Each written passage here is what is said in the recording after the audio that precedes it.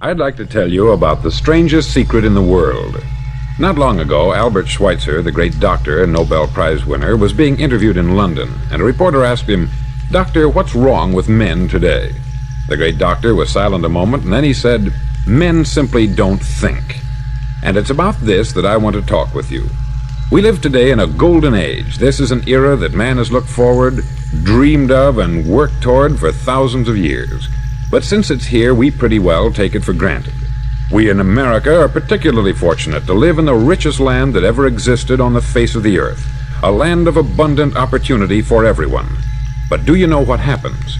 Let's take 100 men who start even at the age of 25. Do you have any idea what will happen to those men by the time they're 65? These 100 men who all start even at the age of 25 believe they're going to be successful. If you asked any one of these men if he wanted to be a success, he'd tell you that he did. And you'd notice that he was eager toward life, that there was a certain sparkle to his eye, an erectness to his carriage, and life seemed like a pretty interesting adventure to him. But by the time they're 65, 1 will be rich, 4 will be financially independent, 5 will still be working, 54 will be broke. Now think a moment. Out of the 100, only 5 make the grade. Why do so many fail? What has happened to the sparkle that was there when they were 25? What's become of the dreams, the hopes, the plans? And why is there such a large disparity between what these men intended to do and what they actually accomplished? When we say about 5% achieve success, we have to define success. And here's the definition. Success is the progressive realization of a worthy ideal.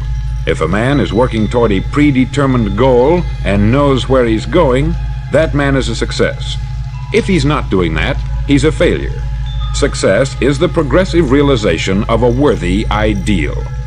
Rollo May, the distinguished psychiatrist, wrote a wonderful book called Man's Search for Himself.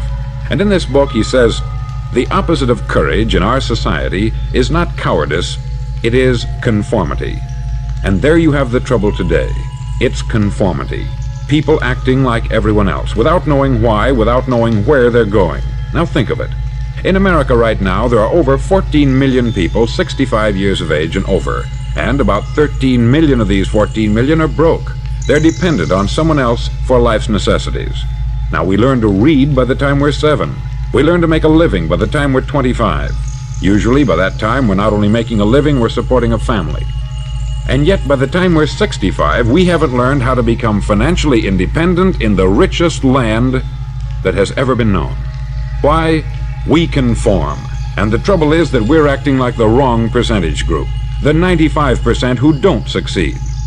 Now why do these people conform? Well, they don't know really. These people believe that their lives are shaped by circumstances, by things that happen to them, by exterior forces. They're outer-directed people. A survey was made one time that covered a lot of men, working men, and these men were asked this question. Why do you work? Why do you get up in the morning?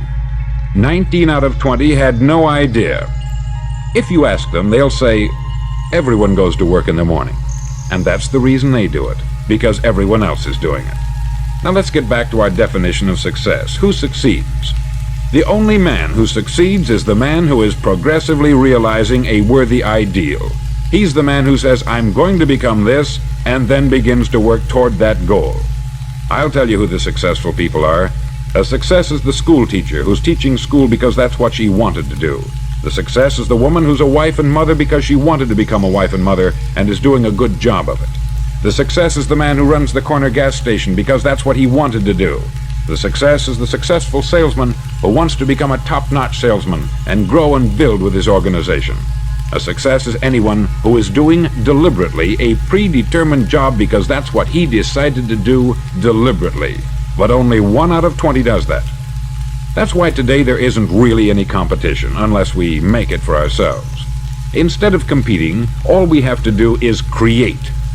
Now for 20 years I looked for the key which would determine what would happen to a human being.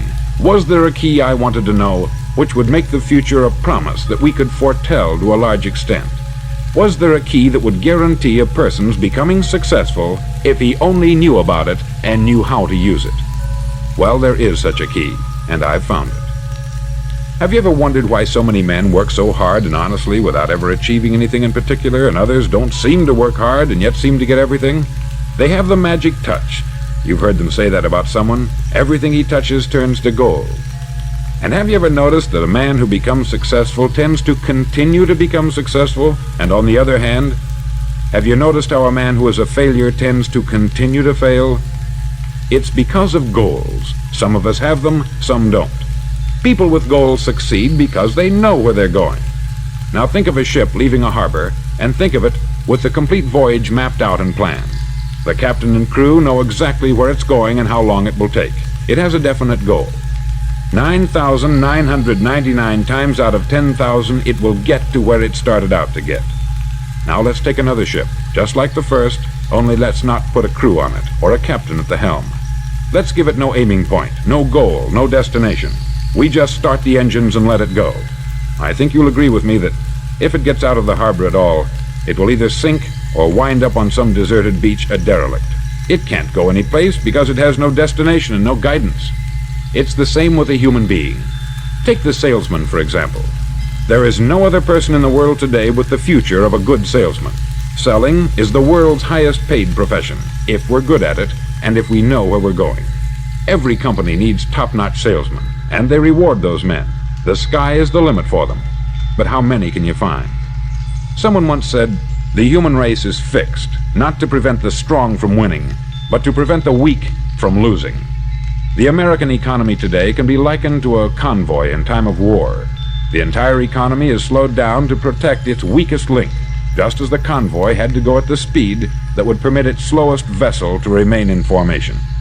That's why it's so easy to make a living today. It takes no particular brains or talent to make a living and support a family today. So we have a plateau of so-called security, if that's what a person's looking for. But we do have to decide how high above this plateau we want to aim for. Now let's get back to the strangest secret in the world, the story that I wanted to tell you today.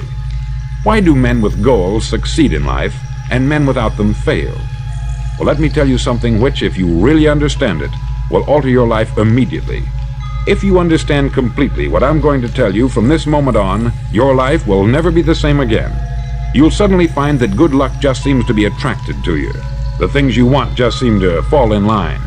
And from now on, you won't have the problems, the worries, the gnawing lump of anxiety that perhaps you've experienced before. Doubt, fear, well, they'll be things of the past. Here's the key to success, and the key to failure. We become what we think about. Now let me say that again. We become what we think about. Throughout all history, the great wise men and teachers, philosophers and prophets have disagreed with one another on many different things. It is only on this one point that they are in complete and unanimous agreement. Listen to what Marcus Aurelius, the great Roman emperor, said. He said, "A man's life is what his thoughts make of it." Disraeli said this, "Everything comes if a man will only wait. I have brought myself by long meditation to the conviction that a human being with a settled purpose must accomplish it, and that nothing can resist a will that will stake even existence for its fulfillment." Ralph Waldo Emerson said this, "A man is what he thinks about all day long." William James said, "The greatest discovery of my generation is that human beings can alter their lives by altering their attitudes of mind." And he also said, "We need only in cold blood act as if the thing in question were real, and it will become infallibly real by growing into such a connection with our life that it will become real. It will become so knit with habit and emotion that our interest in it will be those which characterize belief." He also said this, "If you only care enough for a result, you will almost certainly attain it. If you wish to be rich, you will be rich. If you wish to be learned, you will be learned. If you wish to be good, you will be good. Only you must then really wish these things, and wish them exclusively, and not wish at the same time 100 other incompatible things just as strongly." In the Bible you read, in Mark 9:23, "If thou canst believe, all things are possible to him that believeth." Dr. Norman Vincent Peale said this, "This is one of the greatest laws in the universe. Fervently do I wish I had discovered it as a very young man. It dawned upon me much later in life, and I found it to be one of the greatest, if not my greatest discovery, outside of my relationship to God. And the great law, briefly and simply stated, is that if you think in negative terms, you'll get negative results. If you think in positive terms, you will achieve positive results. That is the simple fact, which is at the basis of an astonishing law of prosperity and success. In 3 words, believe and succeed. William Shakespeare put it this way: our doubts are traitors, and make us lose the good we oft might win by fearing to attempt. George Bernard Shaw said, people are always blaming their circumstances for what they are. I don't believe in circumstances. The people who get on in this world are the people who get up and look for the circumstances they want, and if they can't find them, make them. Well, it's pretty apparent, isn't it? And every person who discovered this for a while believed that he was the first one to work it out. We become what we think about. Now, it stands to reason that a person who's thinking about a concrete and worthwhile goal is going to reach it, because that's what he's thinking about. And we become what we think about. Conversely, the man who has no goal, who doesn't know where he's going, and whose thoughts must therefore be thoughts of confusion and anxiety and fear and worry, becomes what he thinks about. His life becomes one of frustration, fear, anxiety, and worry. And if he thinks about nothing, he becomes nothing. Now, how does it work? Why do we become what we think about? Well, I'll tell you how it works as far as we know. Now, to do this, I want to tell you about a situation that parallels the human mind. Suppose a farmer has some land, and it's good, fertile land. Now, the land gives the farmer a choice. He may plant in that land whatever he chooses. The land doesn't care. It's up to the farmer to make the decision. Now, remember, we're comparing the human mind with the land, because the mind, like the land, doesn't care what you plant in it. It will return what you plant, but it doesn't care what you plant. Now, let's say that the farmer has 2 seeds in his hand. One is a seed of corn, the other is nightshade, a deadly poison. He digs 2 little holes in the earth and he plants both seeds, one corn, the other nightshade. He covers up the holes, waters, and takes care of the land, and what will happen? Invariably, the land will return what is planted. As it's written in the Bible, as ye sow, so shall ye reap. Remember, the land doesn't care. It will return poison in just as wonderful abundance as it will corn. So up come the 2 plants, one corn, one poison. Now, the human mind is far more fertile, far more incredible and mysterious than the land, but it works the same way. It doesn't care what we plant. Success, failure. A concrete worthwhile goal, or confusion, misunderstanding, fear, anxiety, and so on. But what we plant, it will return to us. You see, the human mind is the last great unexplored continent on the earth. It contains riches beyond our wildest dreams. It will return anything we want to plant. Now, you might say, well, if that's true, why don't people use their minds more? Well, I think they've figured out an answer to that too. Our mind comes as standard equipment at birth. It's free, and things that are given to us for nothing we place little value on. Things that we pay money for, we value. The paradox is that exactly the reverse is true. Everything that's really worthwhile in life came to us free. Our mind, our soul, our body, our hopes, our dreams, our ambitions, our intelligence, our love of family and children and friends. All these priceless possessions are free, but the things that cost us money are actually very cheap and can be replaced at any time. A good man can be completely wiped out and make another fortune. He can do that several times. Even if our home burns down, we can rebuild it, but the things we got for nothing, we can never replace. The human mind isn't used merely because we take it for granted. Familiarity breeds contempt. It can do any kind of job we assign to it, but generally speaking, we use it for little jobs instead of big important ones. Universities have proved that most of us are operating on about 10% of our abilities. Decide now, what is it you want? Plant your goal in your mind. It's the most important decision you'll ever make in your entire life. Do you want to be an outstanding salesman, a better worker at your particular job? Do you want to go places in your company, in your community? All you've got to do is plant that seed in your mind. Care for it. Work steadily toward your goal, and it will become a reality. It not only will, there's no way that it cannot. You see, that is a law, like the laws of Sir Isaac Newton, the laws of gravity. If you get on top of a building and jump off, you'll always go down. You'll never go up. And it's the same with all the other laws of nature. They always work, they're inflexible. Think about your goal in a relaxed, positive way. Picture yourself in your mind's eye as having already achieved this goal. See yourself doing the things you will be doing when you've reached your goal. Ours has been called the phenobarbital age, the age of ulcers and nervous breakdowns. At a time when medical research has raised us to a new plateau of good health and longevity, far too many of us worry ourselves into an early grave trying to cope with things in our own little personal ways, without learning a few great laws that will take care of everything for us. These things we bring on ourselves through our habitual way of thinking. Every one of us is the sum total of his own thoughts. He is where he is because that is exactly where he really wants to be, whether he'll admit that or not. Each of us must live off the fruit of his thoughts in the future, because what you think today and tomorrow, next month and next year, will mold your life and determine your future. You're guided by your mind. I remember one time I was driving through Arizona and I saw one of those giant earth-moving machines roaring along the road at about 35 miles an hour with what looked like 20 tons of dirt in it, a tremendous, incredible machine, and there was a little man perched way up on top with the wheel in his hands guiding it. And as I drove along, I was struck by the similarity of that machine to the human mind.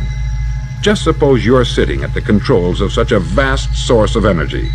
Are you going to sit back and fold your arms and let it run itself into a ditch?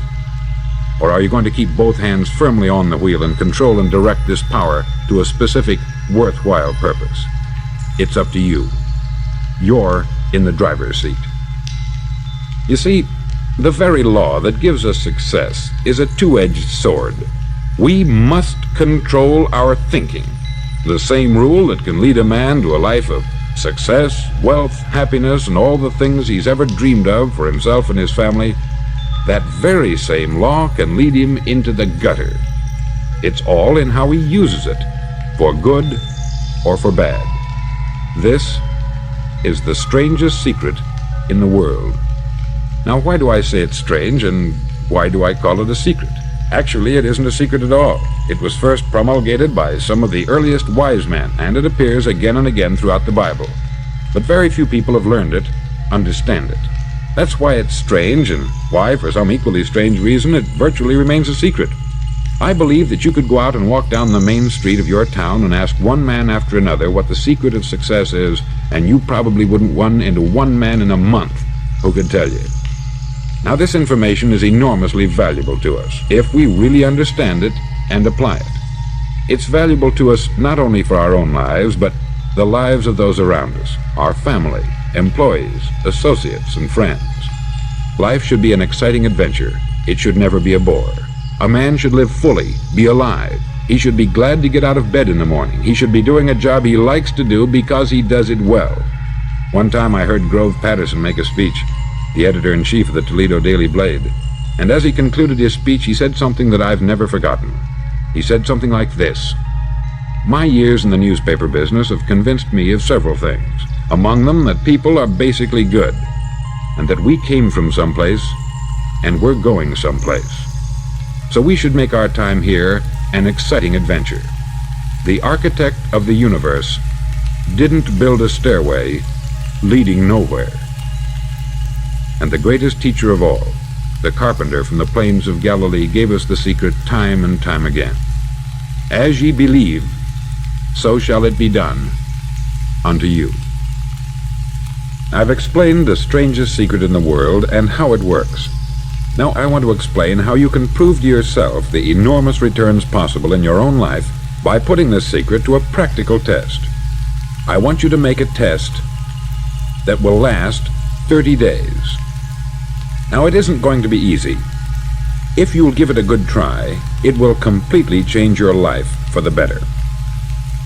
Back in the 17th century, Sir Isaac Newton, the English mathematician and natural philosopher, gave us some natural laws of physics which apply as much to human beings as they do to the movement of bodies in the universe.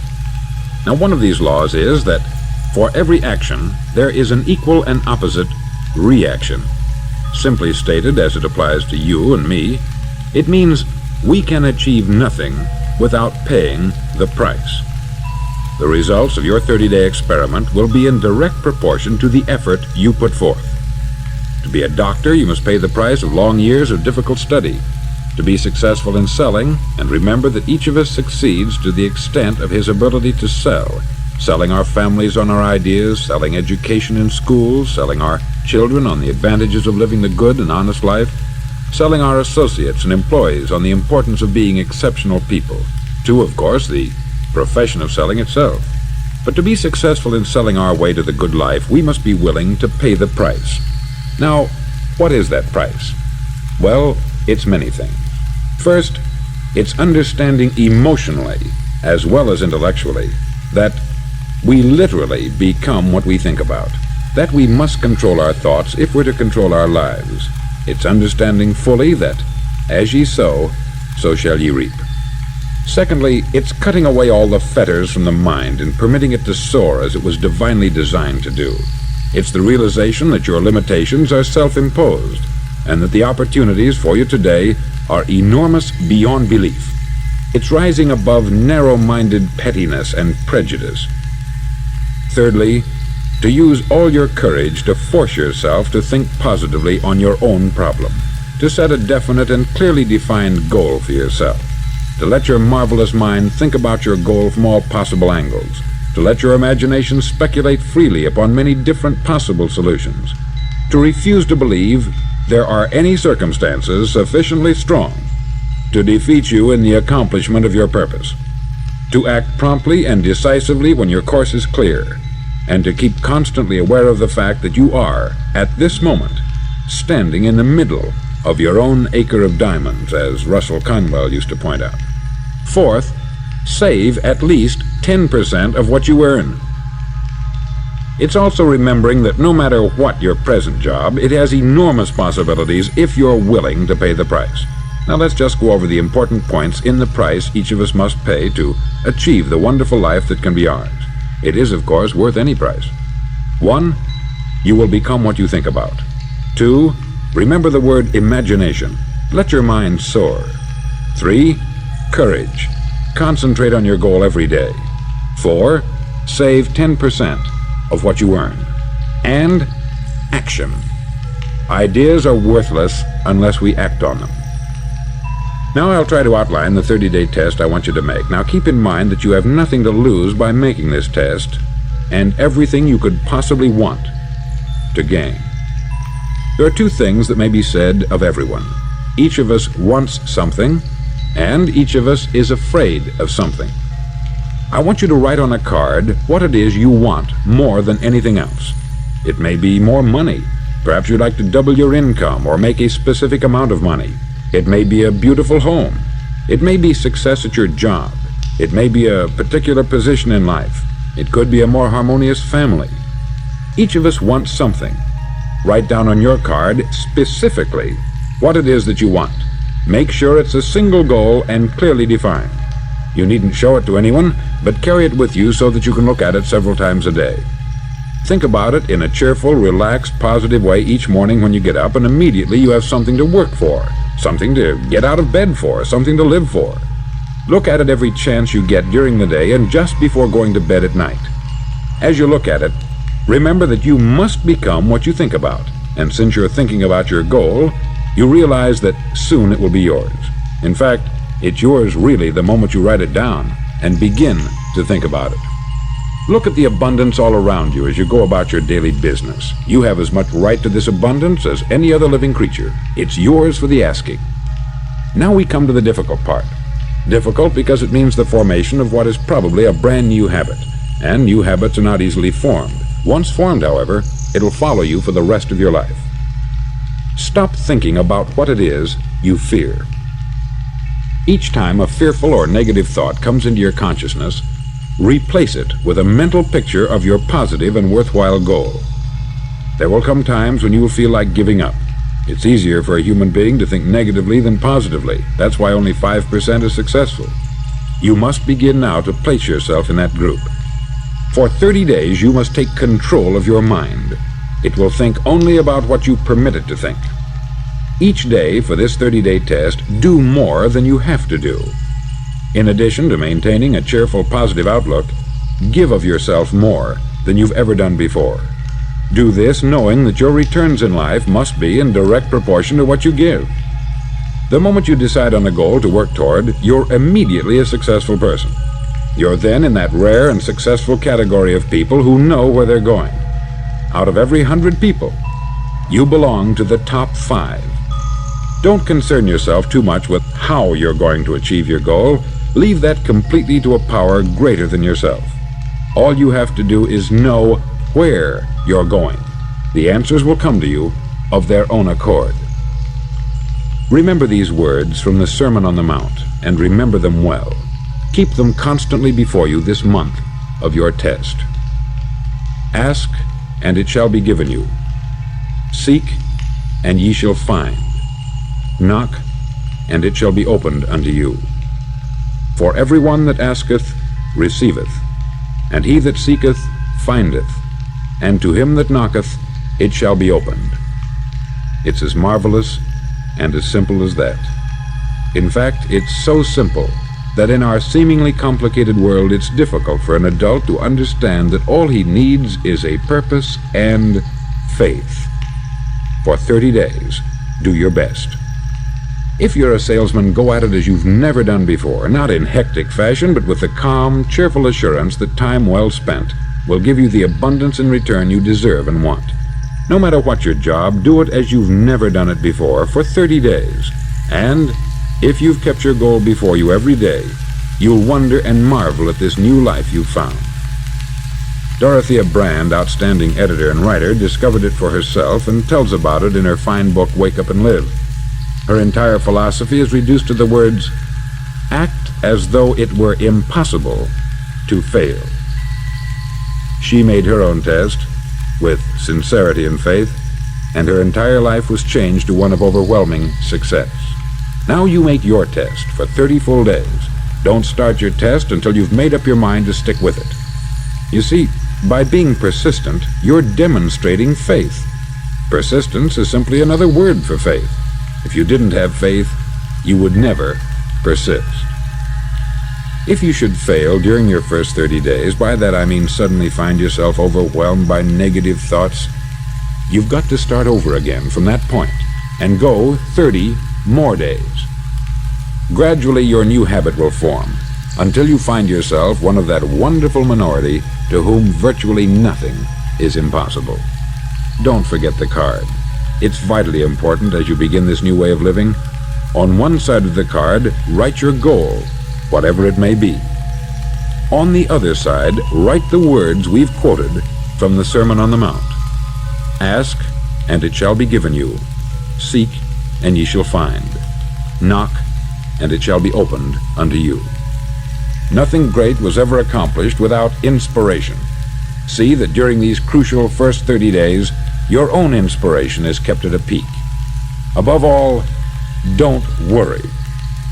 Worry brings fear, and fear is crippling. The only thing that can cause you to worry during your test is trying to do it all yourself. Know that all you have to do is hold your goal before you. Everything else will take care of itself. Remember also to keep calm and cheerful. Don't let petty things annoy you and get you off course. Now, since making this test is difficult, some may say, well, why should I bother? Well, look at the alternative. No one wants to be a failure.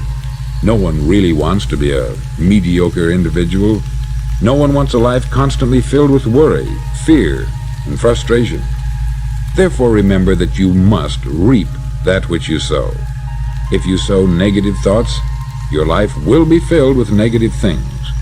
If you sow positive thoughts, your life will be cheerful, successful, and positive. Now, gradually, you'll have a tendency to forget what you've heard on this record.